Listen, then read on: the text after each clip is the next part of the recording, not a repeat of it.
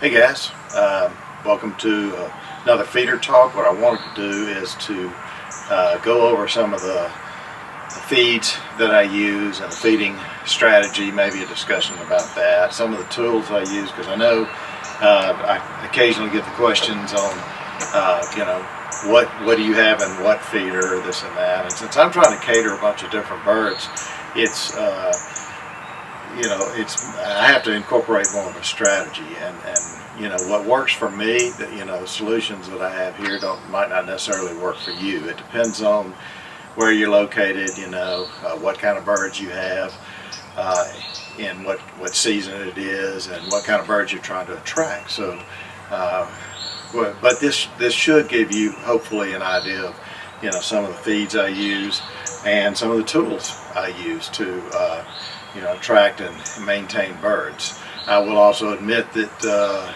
or I guess acknowledge that, native planting and having the plants around your yard also makes a difference, because really it's not just the plants. To attract birds, you have to have bugs. And of course that will kind of compete with your feeder, but it also helps maintain them and keep the birds where you are. So, the feeder is just one food source, and as I'm experiencing my feeders first time here in the spring, because I put it in October 31st, Halloween of 2019, it's the first time I've been through the spring season to witness kind of the behaviors of birds, and a lot of feeding birds and attracting birds is about watching their behavior and noticing what they eat and such, and what birds eat what, and what time they come, this and that, so you can kind of tailor your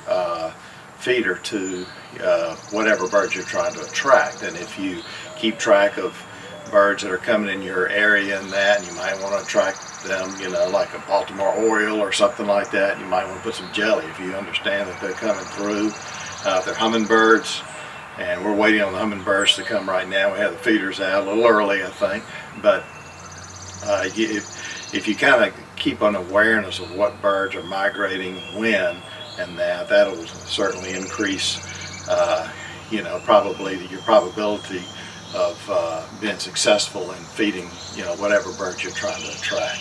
So anyway, let me get along with some of kind of the tools that I use.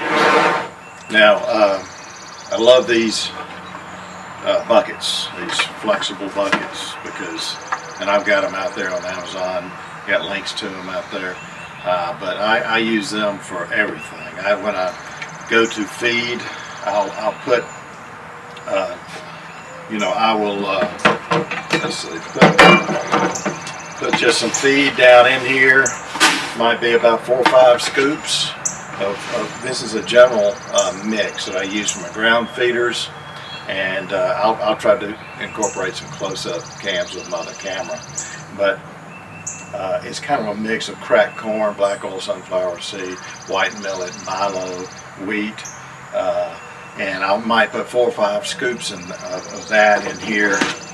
And what I'll do is I'll take 2 little cups here, little scoops, and these are available as well. But in one of the scoops, the top one, I have mealworms in this, and so mealworms feed, are in 2 of my feeders, the tray feeder and the house hopper feeder that contains mealworms. And with that, I can dole this out to that, and with this one I can dole out whatever's in this bucket. So I usually walk out to my feeders with those and my little handy dandy masonry trowel that I use, because I don't really think it's a good practice to be running your fingers around through the feed and that. I think birds sometimes have mites, and there could be diseases they're carrying, so it's not a great practice unless you kind of got some gloves and need to get through there. But you got to kind of every now and then inspect the condition of your food, and that's where this little guy comes in handy, because I can move it around to see what's on top and what's beneath. And it's also good practice, especially when the food has been wet, to get with this pointed on this trowel, I can get around in the corners, and this I can get along the sides and move stuff around. Because what you want to do is to make sure some of that wet, some of that moisture that is in the feed that may have accumulated in the corners or the sides, that feed is moved, kind of turned over and put on the top, so it can dry out in the sun and a little bit of wind and that and air to let it dry out, because the last thing you want is moisture in your food mix. Also, another tool is these guys, and if you only got one feeder, you might only need one of these. And this is great because it's got a spout here, so even the most narrow feeders you can pour the feed into. So that's good, and it's got a top that you can easily fill it. And it holds 5 pounds of feed, and I got links for this out there too.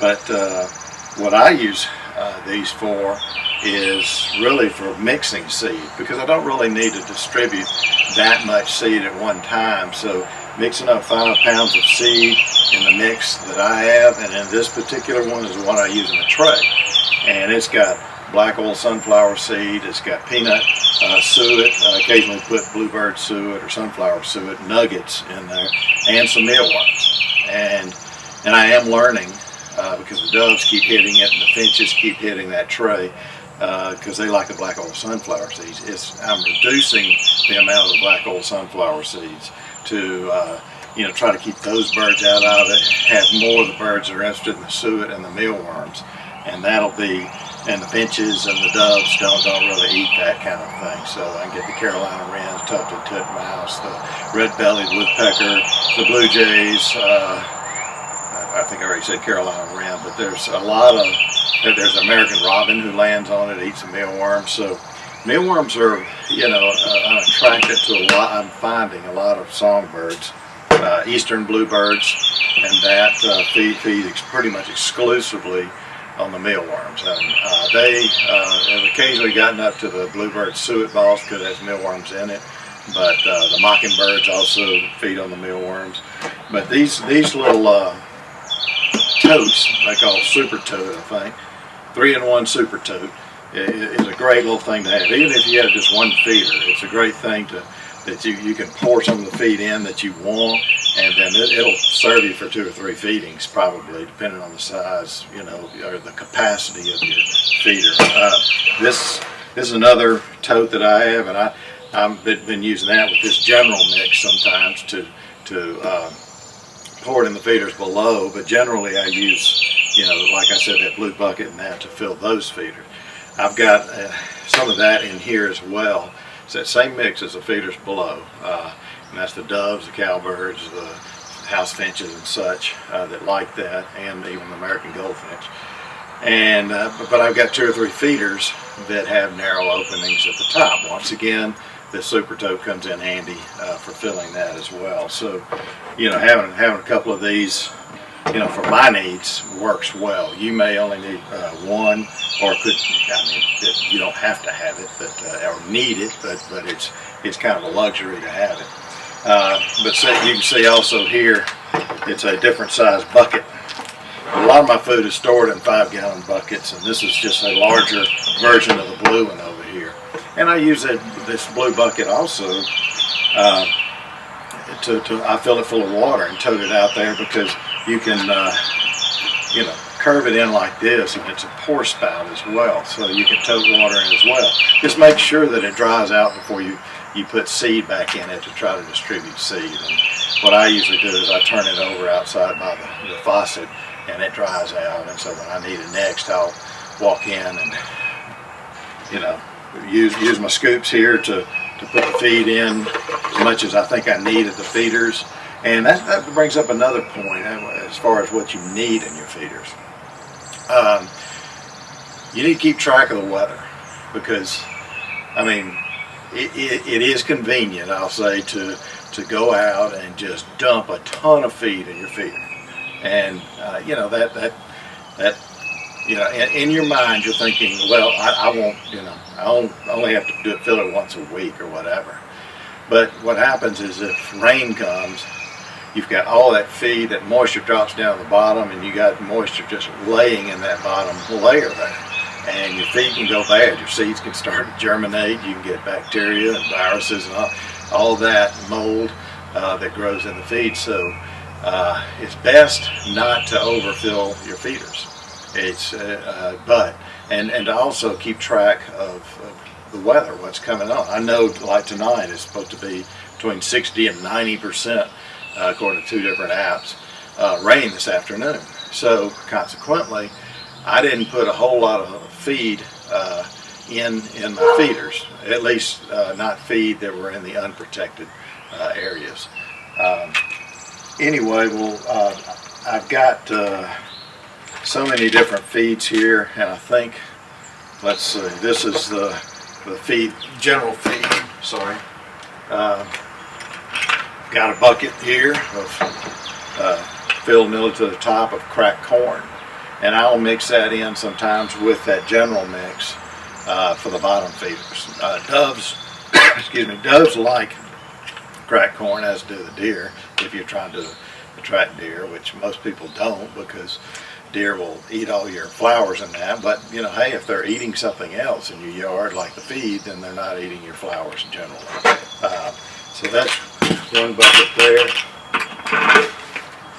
I have a bucket here. It's got a nut and fruit blend here that I put in that green wire feeder. Got Niger seed here. Can't keep this too long, you know, 3 or 4 months by max in my experience, because if the seed kind of goes bad and the birds won't eat it. Niger seed is generally for the American goldfinches that come through, and when they come through, there'll be 8 or 9 or 10 on the feeder at one time during kind of a winter time when they're migrating, and you get a whole flock of them. Got some whole peanuts here. That's for like the blue jays, maybe the squirrels. Which brings up another issue. I've got 2 feeders, and the advantage to that is I can feed ground feeding birds, and I can feed the birds that don't feed on the ground up in the top feeder. But the other thing about having the ground feeder is I can keep the squirrels down there. I have a squirrel baffle on my feeder pole, and it's 10 feet away from any tree, so a squirrel can't jump to it. So my top feeder is safe. But the message I guess I'm trying to convey here is that if you've got a squirrel problem, feed the squirrels off away from your feeder. Place a feeding box over there with everything they like, so they won't be attracted to your bird feeding pole, and they won't be, that's the only feeding game in town. So, and try to keep your feeder pole away from something where the squirrels can jump to it, because they will. They have been known to sabotage a bunch of feeders. That includes raccoons and all that as well. So that's the cracked corn. This is kind of a variety of things that I have in this bucket here. The bucket here, and it's full about here, is mealworms.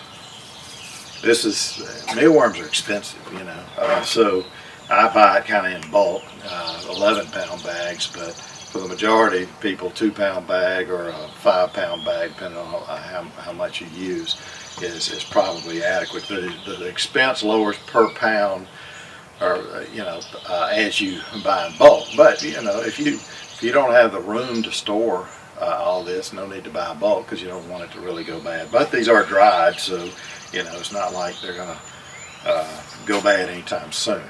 But I keep these in these buckets, these 5-gallon buckets, and I buy food grade top lids to the buckets.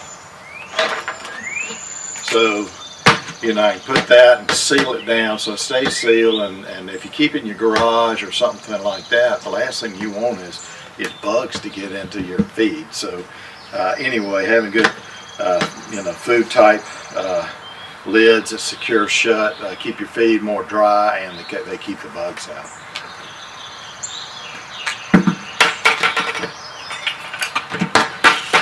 This is more of the general mix here.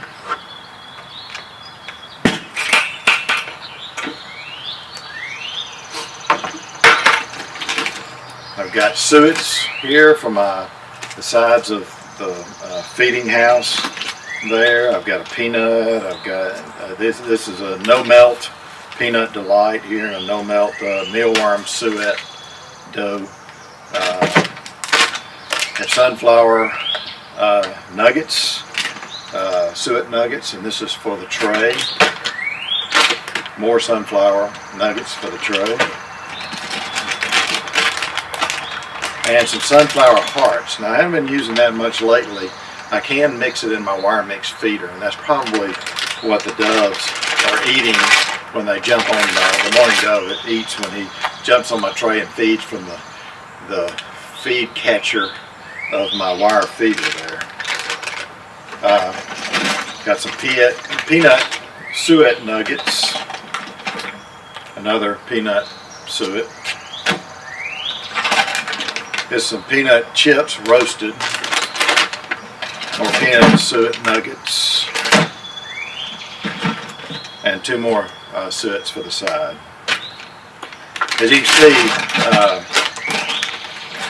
there's a lot of different variety of things that I have. That's because I do have a large number of feeders. But what I try to do is observe the behavior of the birds and what they're eating, and try to cater it to what they're eating.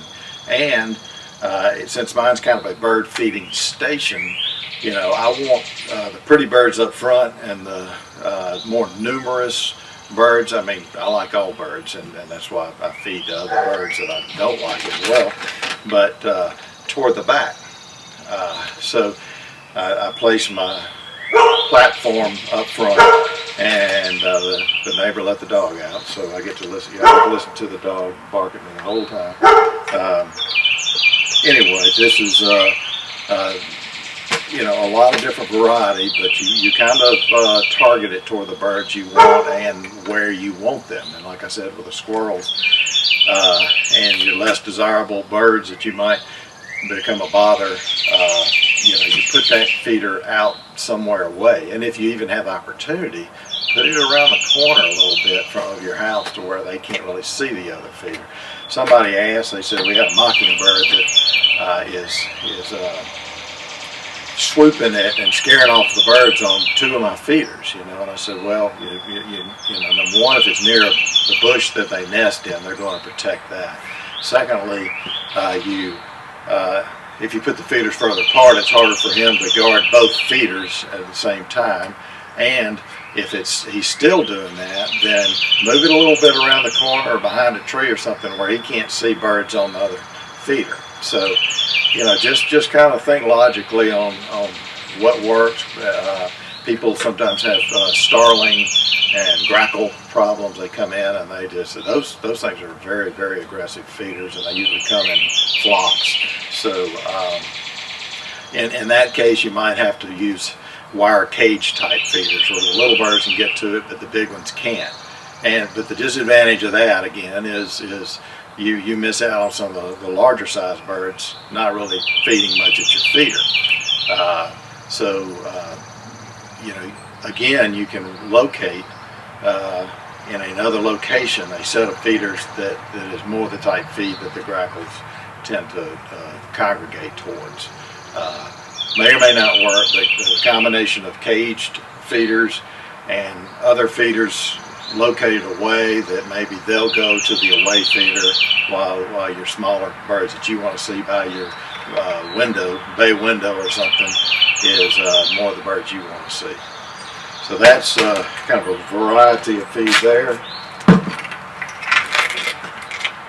This is probably full of cracked corn as well. And you can't see it, but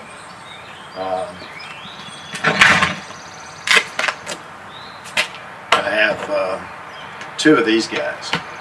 They hold, it says, up to 45-pound bags. So some people use it for dog food, but it's cheaper to buy food in bulk. So, and like I said, you need to gauge the amount of food you buy by the number of birds you have consuming the amount of feed that you have.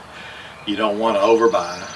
I mean, yeah, you get it cheaper, but You've also got to buy a lot of storage containers, and you got to have room for those containers, and you don't want your food to spoil. This is that general mix that I have that I mentioned. It's milo, white millet, wheat, cracked corn, black oil sunflower seed, and sometimes I mix a little extra cracked corn in that. But I've got 2 of these buckets. One is we got this one, and then I have one that's filled with black oil sunflower seed.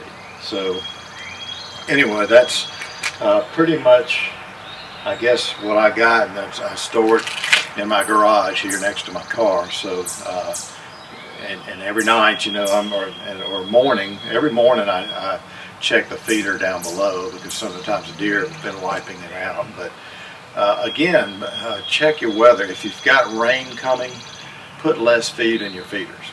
The birds, I mean, will still eat in the rain, so you know, make sure there's enough for them to feed at least for that one day of rain, or if it's going to be 2 or 3 days of rain. You know, really, you probably just put a little bit in, then you go out while it's raining the next day, put a little bit in. You just don't want to overfeed, because what will happen is that'll go bad, and you'll end up having to throw it out. So when you think you're being more efficient and spending less time and money, you are actually not, because you're having to dump that out. And just felt my first drop of rain here, so I better get some of these feeds back in. But anyway, I just wanted to kind of give you guys an idea of you know, how I execute my feeding strategy, the type of foods that I use, and you know, I hope this is, you know, helpful in you kind of trying to figure out what you want. But you know, observe the bird's behavior, keep track of the weather, and by observing the bird's behavior, you know, make sure you put out what you think, what kind of birds you want to attract, you know, the feed that attracts those type birds, and then locate feeders at different spots. If you've got kind of pest birds that are kind of like pests, and if you've got several feeders and you want the more attractive ones to come forward, make sure and put the feed that for those birds you want to attract and want to see most often on the forward feeders.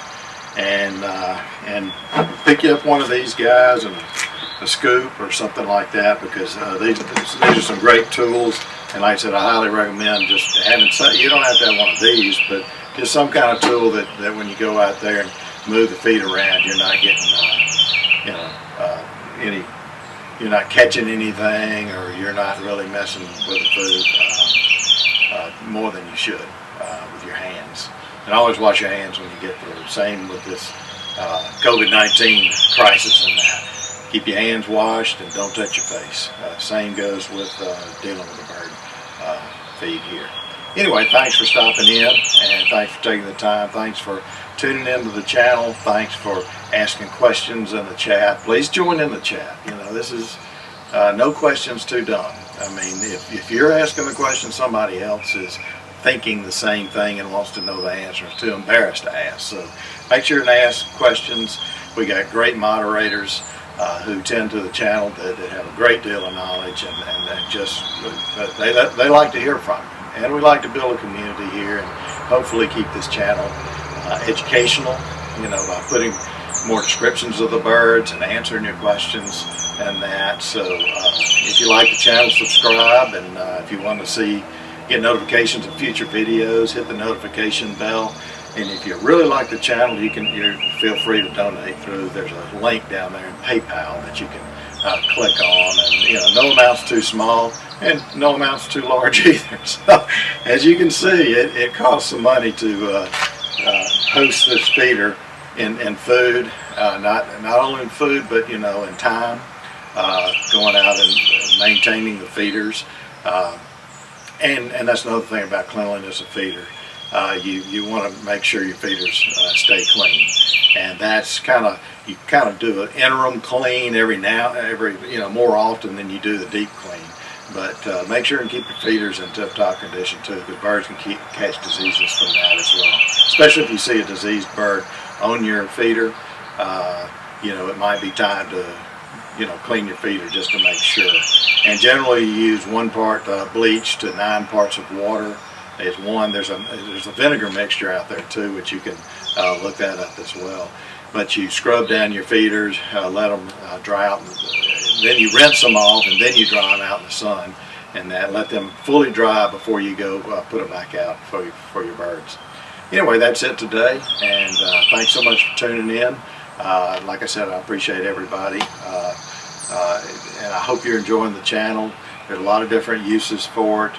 You know, you can play games with the kids, set a time period, have them identify the birds during that time period. You can print out the printable PDF file that's in the page description, which has a picture of the bird and the bird's name, so the kids can use that and actually put little marks down there when they see a bird, and then they can come back and tally it up over the end of 15 or 30 minutes, however long, and that, you know, that way they can learn birds, and I want to be a good steward of you know, our natural resources and such, and it's great to teach kids to love the outdoors as well as early as you can, and because, you know, they don't always have a attention span that is as long as yours, but you know, if they learn some birds and that, they can kind of you can make it a game, they can kind of get excited about it.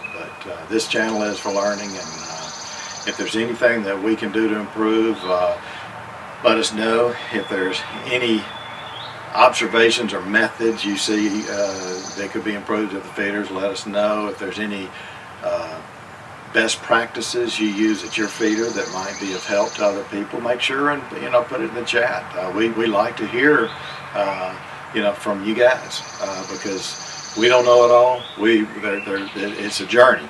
It's not a race. It's a journey that, you know, a marathon that you learn. Because not only do you learn once you learn the birds, you try to learn their vocalization, like that Carolina wren that's seen in the background. So and then once you know the birds in your area, you can expand out into other regions near your home and just keep expanding out. So it's really kind of a lifetime hobby that you can do, and a lifetime of learning and enjoying the birds and talking to other people about it, because I know a lot of people use this as a dog sitter or cat sitter while they're at work. I know a lot of people use it as a second screen at work, so they've got like a big bird feeder right on one screen there next to them, like they're sitting by a big glass window with a feeder outside, and they're doing the work on the other. So, and some people just like it for the ambient sound. They turn it on in the morning. They might stream it to their big screen TV and sip some coffee, and you know, tap away at their iPad or something while they're you know, got this nice sounds going on, and you know, the birds popping in and out. So anyway, it's a joy and a privilege for me to bring this to you, and you know, I hope it's helpful, and God bless. Thank you.